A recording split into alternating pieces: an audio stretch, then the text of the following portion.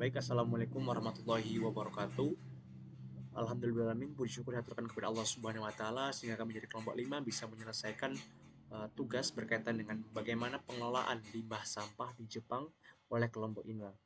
Yang saya hormati kepada Ibu Febri selaku pengampu mata kuliah ini, adapun beberapa anggota kelompok dari kelompok 5 antara lain adalah yang pertama adalah MV Jalarugraha dengan NIM 32, kemudian saya sendiri Sindu Sanjaya dengan NIM 34, dan Tegar Rizky Saputra dengan NIM 36. Baik, sebelum saya menyampaikan lebih lanjut berkaitan dengan bagaimana sih pengelolaan sampah di Jepang, terlebih dahulu saya akan menyampaikan sedikit sekilas tentang pengelolaan tentang sampah di Jepang. Nah, sebagian besar limbah di Jepang itu adalah berupa limbah industri, di mana totalnya sebesar 383,54 juta ton, di mana dalam TPA ini kurang lebih terdapat 2,5%. Kemudian yang kedua adalah limbah non-industri ataupun sampah rumah tangga sebesar 42,89 juta ton dan sampah berupa 920 gram per orang per hari. Nah, di sini ada sebuah tabel di mana sedikit perkembangan total volume dari masing-masing jenis sampah dari Jepang dari tahun 1990 hingga 2017, di mana bisa terlihat dalam tabel tersebut ada total volume, kemudian ada recycle, kemudian treatment of waste production, dan juga final disposal. Di mana pada tahun 2017 itu terakhir mencapai 383.544, kemudian uh, pada tahun 2017 recycle ataupun pengolahannya itu hanya 200.217, kemudian treatment of waste reduction pada reduksinya itu hanya sampai 173.630, dan juga disposalnya hanya 9.697. Nah, untuk yang non industrial waste ini total volume-nya itu hanya mencapai 42.894 pada akhir tahun 2017, dan juga uh, recyclable waste-nya ataupun related by community-nya itu hanya 2.172.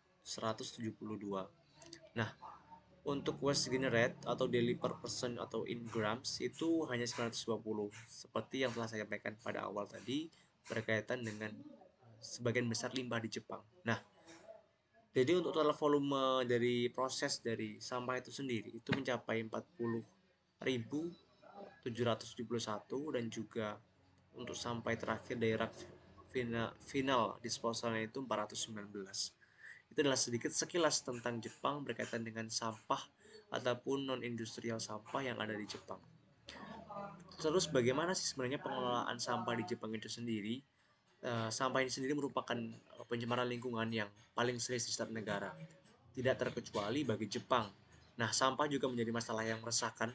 Salah satunya adalah negara yang memikirkan permasalahan sampah itu yaitu Jepang. Nah, kemajuan industri di Jepang membuat kerusakan alam. Nah, ditambah lagi lahan yang sangat terbatas membuat negara tersebut benar-benar harus memikirkan penanggulangan sampah. Nah, sejak restorasi Meiji tahun 1868 sampai dengan 1912, pertanian di Jepang itu digantikan dengan industri, dan hal itu menjadikan Jepang sebagai negara yang kuat secara ekonomi. Namun di balik itu semua, banyak kasus kerusakan lingkungan terjadi. Satunya adalah sampah. Nah, pembagian sampah di Jepang itu berdasarkan sumbernya ada beberapa jenis. Nah, berdasarkan sumbernya itu dapat dibagi menjadi dua kategori umum, yaitu sampah umum dan juga sampah industri. Sampah umum di Jepang sendiri adalah sampah daur dan juga sampah besar yang dihasilkan oleh rumah tangga, dan sampah kertas yang dihasilkan oleh kantor-kantor. Sedangkan sampah industri di Jepang adalah sampah yang dihasilkan oleh pabrik seperti bara api, minyak, lumpur, dan juga lain-lain. Itu adalah pembagian sampah berdasarkan sumber yang ada di Jepang. Kemudian pembagian sampah berdasarkan jenis. Jadi di Jepang ini ada pembagian secara khusus berdasarkan jenis-jenis sampah itu sendiri. Yang pertama adalah Moureugomi, itu merupakan sampah yang dapat dibakar tersendiri dari sampah dapur. Contohnya seperti kayu, ranting-ranting, pohon daun, dan rumput. Nah, dalam kategori ini juga dimasukkan kaos tangan, kembang api, sumpit, alat rumah tangga, ataupun mainan-mainan dari kayu, dan juga puntung rokok. Selain um, Moregomi, yang kedua itu adalah jangan disebut dengan Moinegomi. Apa sih sebenarnya Moinegomi itu? Adalah sampah yang tidak dapat dibakar. Kalau misalnya Moinegomi tadi dapat dibakar, Monegomi adalah sampah yang dapat dibakar seperti besi, kaca, karet, plastik, baterai, kawat, styrofoam, dan juga keramik. Nah, peletakan sampah jenis ini pada umumnya sama dengan peletakan morigomi, di mana setiap seminggu sekali pemerintah tuh menerapkan aturan eh, yang sudah ditentukan oleh pemerintah kota untuk setiap bulannya, di mana adanya pengelolaan setiap minggunya.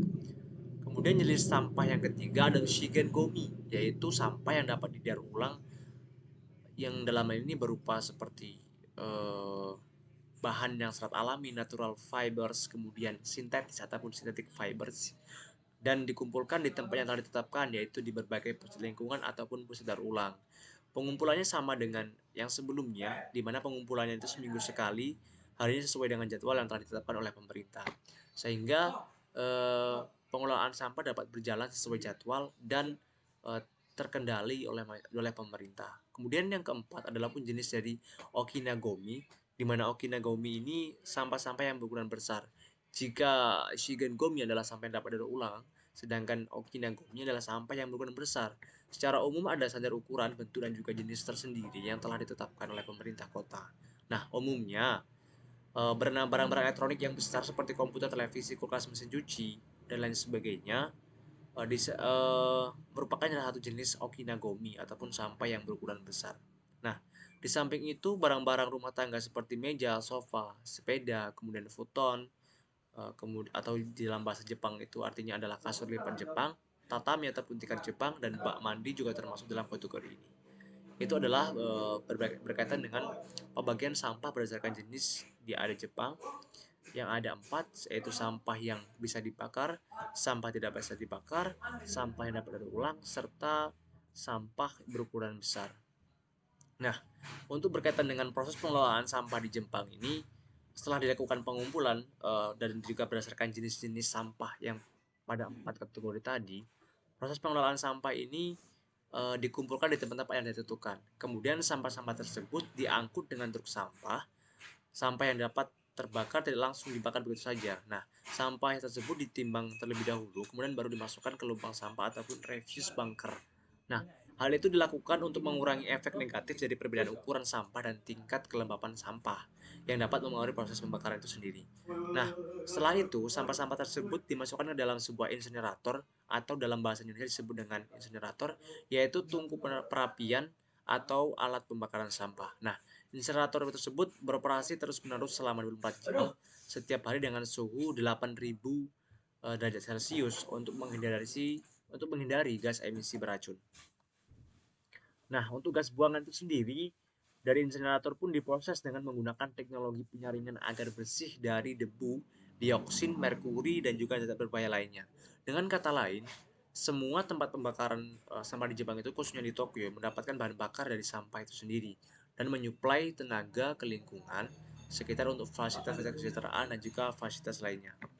Nah, proses untuk sampah yang tidak dapat dibakar seperti apa sih? Untuk sampah yang tidak dapat dibakar itu jauh lebih sederhana. Karena pertama sampah tersebut dipilah pada tingkat dasar dan rumah tangga seperti yang disampaikan sebelumnya, itu adalah moenenggomi dan juga moenenggomi lainnya, dan kemudian dikirim ke tempat pembuangan akhir ataupun TPA. Nah, untuk sampah yang tidak dapat dibakar ini, sampah daur ulang di Tokyo menurut data tahun 2006 itu terdiri dari 72% kertas dan 72% kayu.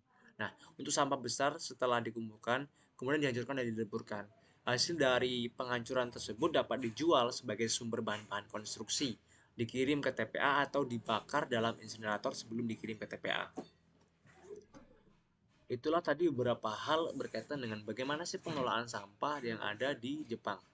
Selanjutnya saya akan menampilkan sebuah data berkaitan dengan jumlah sampah di Jepang dari tahun 1980 hingga 2005, di mana sumbernya itu Tokyo Metropolitan Government Bureau of Environment. Nah, grafik tersebut memperlihatkan nih bagaimana dalam satu dekade jumlah sampah di 23 distrik kota di Tokyo ini beserta pulau-pulau kecil yang ada di Tokyo mengalami penurunan dan kenaikan. Namun pada akhirnya terlihat bahwa sejumlah sampah di Tokyo terus mengalami penurunan yang cukup signifikan. Usaha masyarakat dan pemerintah Tokyo dalam mengurangi jumlah sampah dengan berbagai cara telah membantu penurunan jumlah sampah. Salah satu penurunan jumlah sampah tersebut adalah dengan memisahkan sampah sesuai dengan jenisnya atau membentuk pengelompokan sampah serta hukuman berupa denda terhadap pelanggaran atas ketentuan pengelolaan sampah. Usaha lain penurunan jumlah sampah di Tokyo adalah dengan pemberian pendidikan mengenai lingkungan kepada masyarakat Jepang. Nah, secara singkat, sebenarnya bagaimana sih pengelolaan sampah yang ada di Jepang? Pengelolaan sampah di Jepang sendiri secara sederhana dapat kita simpulkan dimulai pada tingkat yang paling dasar, yaitu pemilahan pada sumber, yang itu artinya adalah kesadaran dari masyarakat untuk memilah barang ataupun jenis-jenis sampah berdasarkan karakteristiknya, seperti sampah yang bisa dibakar, tidak bisa dibakar, kemudian sampah besar, dan juga sampah sampah lain sebagainya. Nah, untuk hal tersebut, pemerintah sendiri juga menerapkan pendidikan ataupun pemberian pendidikan mengenai lingkungan kepada masyarakat. Hal itu sangat penting agar kesadaran masyarakat meningkat.